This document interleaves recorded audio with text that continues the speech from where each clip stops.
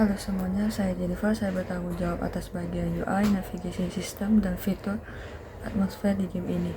Pertama ada main menu dan tampilan option. Kami menggunakan canvas scaler agar semua visual menu tetap responsif dan di berbagai resolusi real.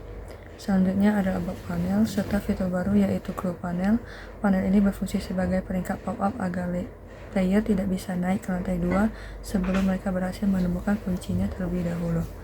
Untuk memperkuat atmosfer, kami juga mengimplementasikan efek flickering light pada lampu lingkungan. Fitur ini mendominasikan intensitas cahaya secara acak agar suasana game terasa lebih tegang. Secara teknis, semua navigasi dan pop-up ini dikendalikan oleh script menu manager menggunakan fungsi game object .set aktif untuk memunculkan dan menyembunyikan panel secara efisien. Sekian dari saya, terima kasih. Halo semuanya, saya Calvin Luis dan di sini saya akan menjelaskan gameplay logic dan progression yang ada pada game Escape from Microskill. Jadi, agar player bisa menyelesaikan game ini, mereka harus menemukan kelima item yang akan tersebar di dalam mapnya tersebut. Kelima item ini bisa kita lihat dari list item yang bisa diakses di tab. Itemnya tersebut adalah laptop, flash disk, pensil, buku, dan makalah. Jadi kita langsung aja.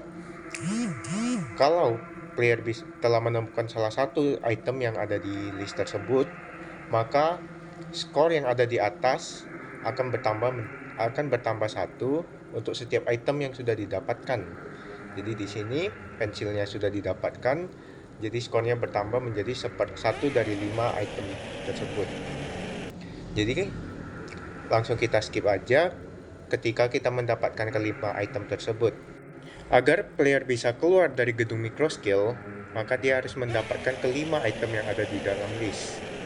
Di sini item kelima sudah kita dapatkan. Jadi player sudah bisa mengakses win scenario, di mana sekarang player tinggal hanya harus pergi ke lantai paling bawah dan keluar lewat pintu utama. Dan ketika player sudah keluar dari pintu utama, maka akan muncul panel yang mengatakan bahwa player telah menang. Selamat malam, saya Felix Immanuel dari IF Asori akan menjelaskan kontribusi saya dari Project Escape from Microskill pada ujian UAS kali ini.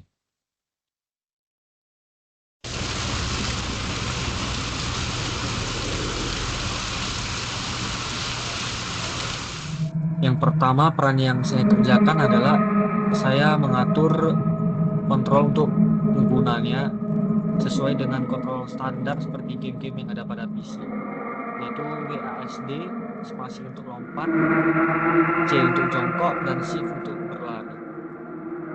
Dan untuk berlarinya sendiri di sini ada stamina larinya.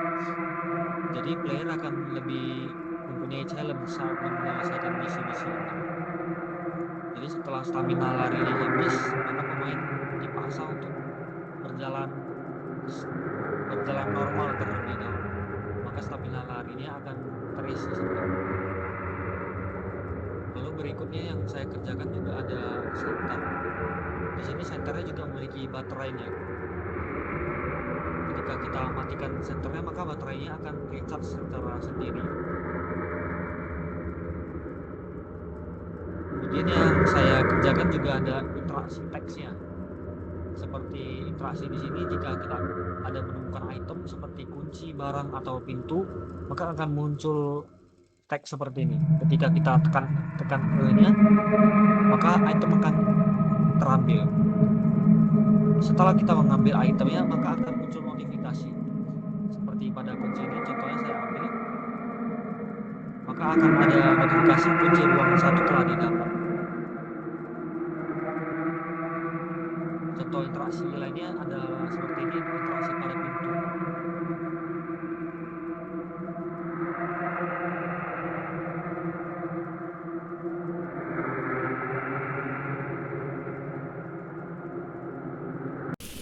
Halo semuanya, nama saya Alika Loy.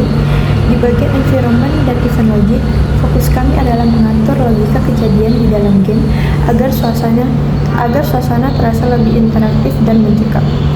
Pertama, untuk mekanik pintu, kami menggunakan script berbasis kondisi. If husky sama dengan true, pintu akan tetap terkunci sampai pemain mengambil kunci. Begitu kondisi terpenuhi, animasi pintu akan terbuka dan akan otomatis berjalan. Kedua, untuk jump scare, kami memanfaatkan canvas group dengan mengubah nilai alpha dari 0 ke 1 secara instan untuk efek visual shock. Efek ini kami gabungkan dengan audio source untuk memicu suara kejutan secara bersamaan. Secara teknis, logika lingkungan kami berbasis conditional trigger. Jump scare diatur menggunakan trigger collider yang jika tersentuh oleh pemain akan langsung mengaktifkan objek visual dan audio secara instan.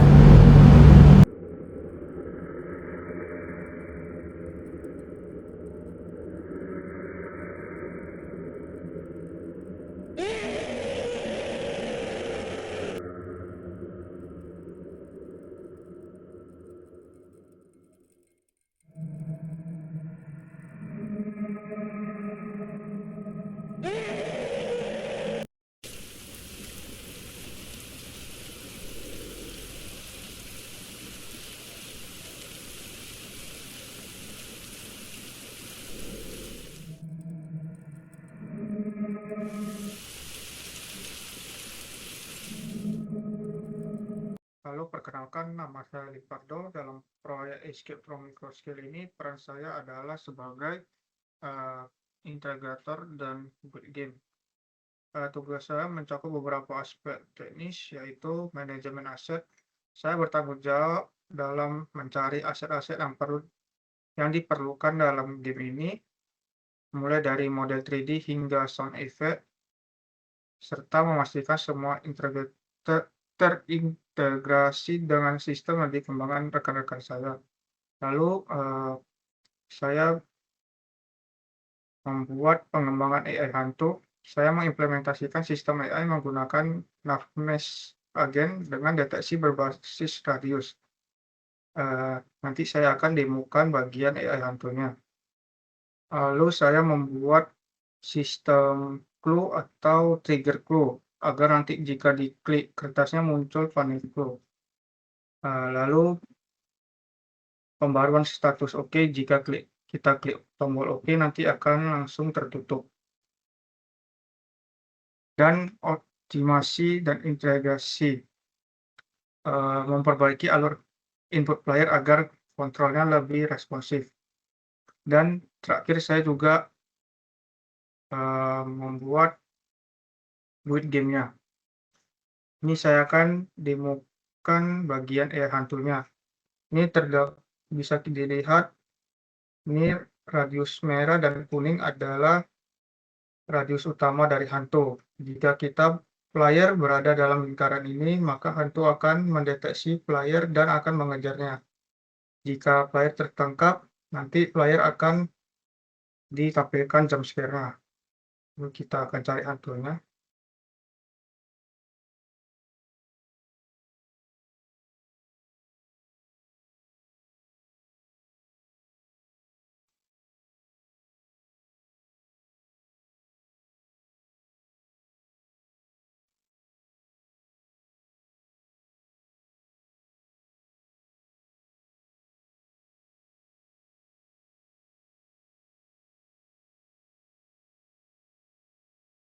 Nah, ini jika player terdeteksi dalam lingkarannya, maka hantu akan mengejar player.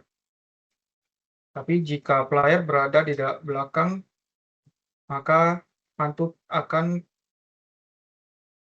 tidak mendeteksi player dan dia akan berhenti di titik terakhir di mana radius player terdeteksi.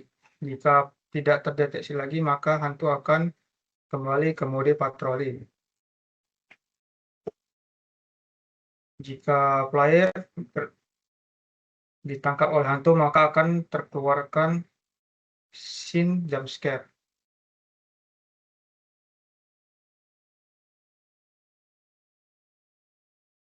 Lalu untuk bagian build game-nya, saya membuatnya di bagian sini, setting bagian Intel 64 bit. Lalu jangan lupa bagian scene-nya ini harus main menu di bagian 0 agar nanti di build game-nya yang akan mulai muncul adalah main menu baru nanti gamenya.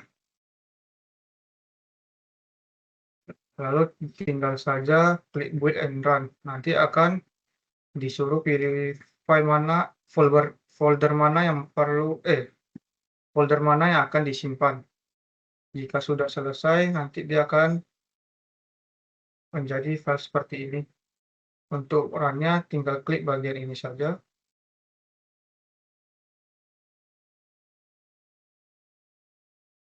Nah, ini sudah jadi. Tinggal klik. Semua tombol sudah lancar.